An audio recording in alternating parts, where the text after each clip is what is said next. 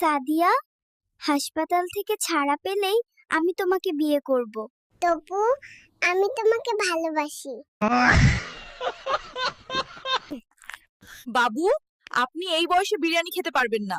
আমার বাবা 1 লাখ টাকায় এই কেবিন ভাড়া করেছেন, আমি যা খুশি। হেই ডাক্তার, আমার গার্লফ্রেন্ড কোন কেবিনে জন্ম হয়েছে? ঠিকানা দে, না হলে আমি তোমাকে ঘুষি মারবো। বাবা, আপনি কমোডে বসে আছেন কেন? আমি সবসময় ডায়াপার পরতে পছন্দ করি না, তাই কাজ সারার জন্য একটি কমোড লাগিয়েছি। আমাদের বিবাহের বয়স কমপক্ষে 2 মাস হতে হবে।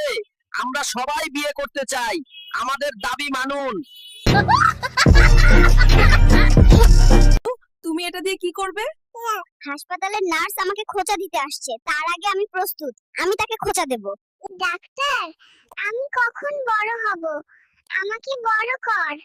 আমি এভাবে শুয়ে থাকতে পছন্দ করি না। সোনা, কেমন আছো? পৃথিবীতে এসে কেমন লাগছে তোমার?